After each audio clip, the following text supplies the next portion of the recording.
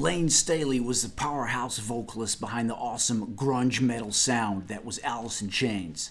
But before we get to Staley's time with Chains, let's go back to the very beginning. Staley was born on August 22, 1967 at the Overlake Hospital in Bellevue, Washington, to his parents Philip and Nancy Staley. When he was 7 years old, his parents divorced, and after this he was raised by his mother and stepfather. By the time he was 9 years old, he wrote in his Dr. Seuss book that he wanted to be a singer. Staley was raised as a Christian Scientist. However, he was critical of religion in his adult life. In a 1991 interview, Staley said, "I have a fascination with how brainwashed people get with religion and how they'll give up their money, their time, and their whole life for a cause that they're sure is right, but I'm sure is wrong. I think there's a lot of people who are scared of life and living and they want to make sure they get to heaven or whatever. I try to stay away from it as much as I can. I was raised in the church until I was 16 and I've disagreed with their beliefs as long as I can remember. So when I had the choice, I chose not to believe in anything apart from myself." And he stated in 1999 that the Alice in Chains song Get Born Again is about religious hypocrisy. Check that song out too, by the way, if you haven't. It's an awesome track. And you could throw the song God Am in with that as well. Staley's influences came through his parents' music collection. He was heavily into Black Sabbath and Deep Purple, Anthrax, Twisted Sister, and also named Prince and David Bowie as two of his biggest idols. Staley began playing drums at the age of 12 and played in several glam bands in his early teens. But by this point, he already had aspirations of becoming a singer. It was at around the age of 20 when Staley was singing for his then band Alice in Chains, not to be confused with Alice in Chains. So he had another incarnation of the band. Alice in Chains. Guns, Alice in Chains. And this is where Jerry Cantrell and Sean Kinney, who were looking for a singer at the time, first saw Layne sing, and they really liked what they saw. But it was one of those things that that people hear. You hear stories about bands. Like the first time I heard that guy, I'm like, that's the guy I've got to be in a band with. You know. He sang a way that I always wish I could sing. A real strength for Alice in Chains was not only their awesome heavy rock sound, but it was the vocal duality and interplay between Staley and Cantrell. It really was like two voices becoming one. And this is where the strength of the band really shone through. You had Cantrell, the main songwriter, and you had Layne, who could really bring those songs to life with his raw vocal power and ability. Listening to Layne sing was like nothing else, and he could truly sit you on your ass with songs like Man in the Box, It Ain't Like That, and Wood. The fact that the band had two strong vocalists up front was a real plus that not all bands have, and Cantrell himself credits Staley for inspiring him to sing a lot more with the band.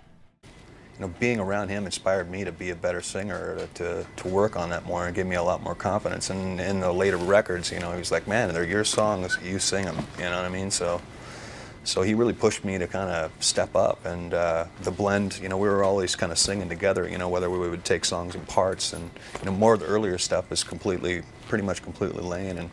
And I'd always be piping in the backups and stuff like that. But, he really pushed me to become more than I was, and I'm always grateful for that. But Staley sung on Alice in Chains' 3 studio albums, Facelift Dirt and their 1995 self-titled album, as well as their Unplugged show in '96 and their 2 EPs, Sap and Jar of Flies. So Layne accomplished a huge amount of work in the band and enjoyed a lot of success. While singing with Chains, Staley also recorded an album with a side band, Mad Season. Released in 1995, the album was titled Above and spawned 3 singles, River of Deceit, I Don't Know Anything, and Long Gone Day. As mentioned before, Layne had accomplished so much throughout his career with Alice in Chains.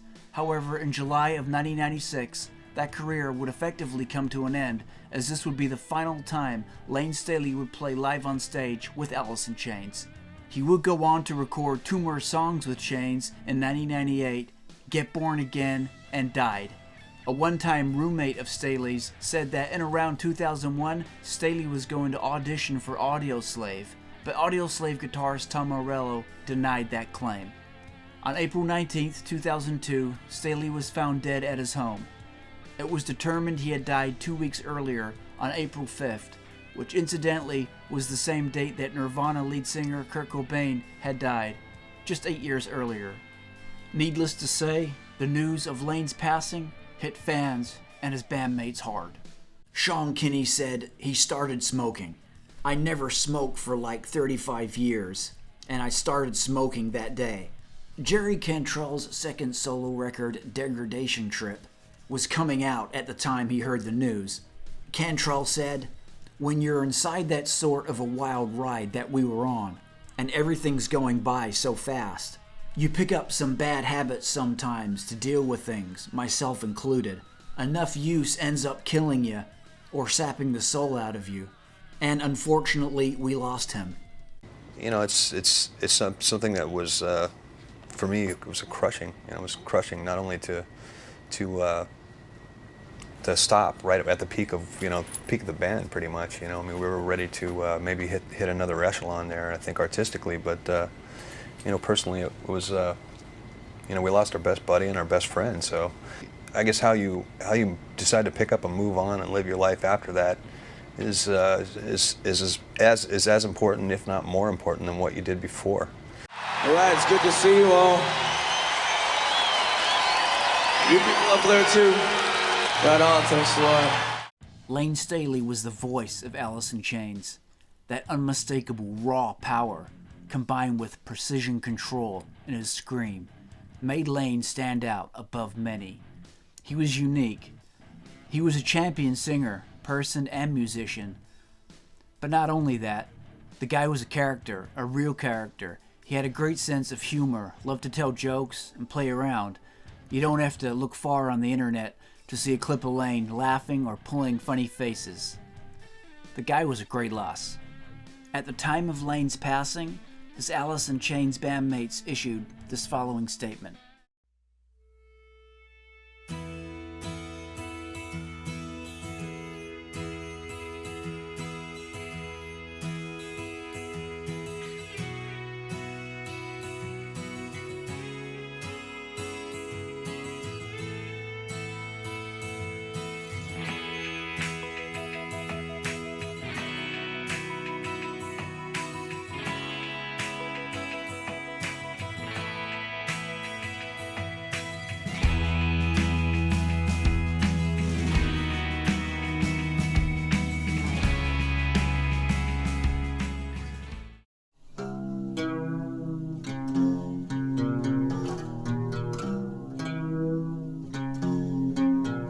Be what you wanna be, see what you came to see, be what you wanna be. I don't like what I see,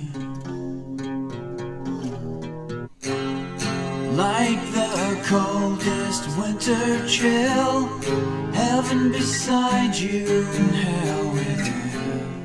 Like the coldest winter chill, heaven beside you and hell within. Like the coldest winter will, heaven beside you and hell within. And you know you have it still, heaven inside you. But that's not it just yet, guys. Got a couple of cool, funny Layne Staley moments here to end the video.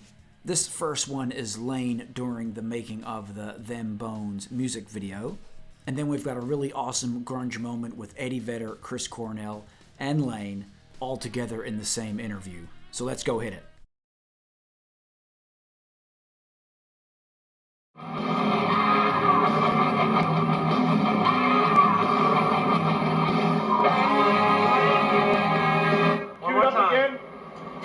That's just live anyway. That's Layne Staley in August of 1992 recording the music video for Them Bones. Them Bones was the second single to be released off their album Dirt. And here we get to check out a little behind the scenes clip with a couple of bloopers thrown in there of Layne Staley making the video. he couldn't quite seem to get the opening scream right. So anyway, let's check it out. Roll camera. Rolling. You're typing this, right? So I'm not going to lie. What's that?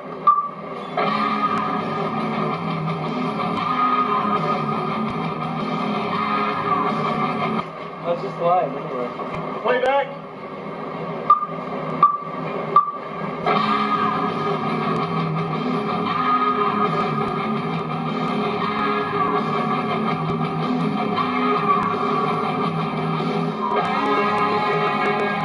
One more time. One more time. What the fuck? You're missing the first scream. Well, it was. Okay, here we go. One more time. Stand by. Hold on. Okay. So funny stuff, very cool clip there. Now this clip came about by Rocky Shank posting it on his Instagram. So for those of you who follow Alice in Chains may recognize that name, Rocky Shank. He's a professional photographer and music video director. He worked with Alice in Chains on several of their albums, including doing the front covers for Facelift and their 1995 album. And it was in August of 2022 when he posted this behind-the-scenes video of Layne on his Instagram, commemorating 30 years since the making of that video. His post read, "30 years ago today, I had an extraordinary experience directing the video for Alice in Chains' Them Bones. Still one of my favorites. I worked with this group of guys for many years, and together we created some interesting photographic and cinematic art, and had a lot of fun doing it. This band always encouraged me to push my imagination to the very edge and occasionally over the edge. It was extremely hard work, but we had lots of laughs and, like any creative collaboration, plenty of drama." So there it is, guys, a great Alice in Chains song and a cool, funny clip there of Layne to go along with it. And I got three of my buds playing this party from Seattle tonight. Chris Cornell from Soundgarden. Hello. Layne Staley from Alice in Chains. Hello.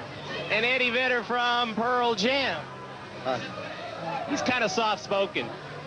It was October 6th, 1991 at the 5th anniversary RIP magazine party, where you had an awesome lineup of bands that was Pearl Jam, Soundgarden, Temple of the Dog, Alice in Chains, and Spinal Tap. Now for a little backstory on what RIP magazine was. It was published between 1986 and 1996 and was known as one of the very best rock and heavy metal publications of its day.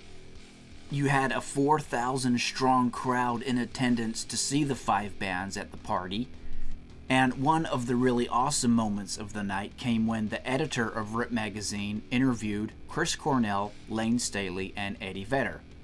So guys, what's it like, having three Seattle bands at one night for one occasion? The benefit of RIP magazine. It's the best thing that ever happened to LA. It's like a gang. We're like a big gang. Yeah, I think that all the outsiders better watch their step, when this whole thing's over. Don't take any back alleys home. You know what I think is cool is you guys saved us a lot of money because you only needed one dressing room, and you all drink out of the same beer bottles. That's really cool. It is really cool. We'll all urinate in the same container and leave it for you to clean up after the show, and yeah, I think it's cool. Anyway, that's it for Friend at Large. Next hour, more rock stars attending the big RIP magazine party. Thanks, guys. Go Seahawks. All right. Go Bears. Next year, get a bunch of bands from Boise to play. Okay, cool, dude. So this clip has been floating around on YouTube for a bit. Most of you have probably seen it, but I just always thought it was really cool to have those three guys, Chris, Layne, and Eddie, together being interviewed. It's not often you would get all those big Seattle grunge bands together like that in an interview. And two of those guys are now gone, of course. That's Chris and Layne. So it kind of makes it even that bit more special. Anyway, guys, that'll do it from the 5th anniversary RIP magazine party. Hope you enjoyed checking that out. As always, be sure to leave a big thumbs up on the video and subscribe to the channel if you haven't already.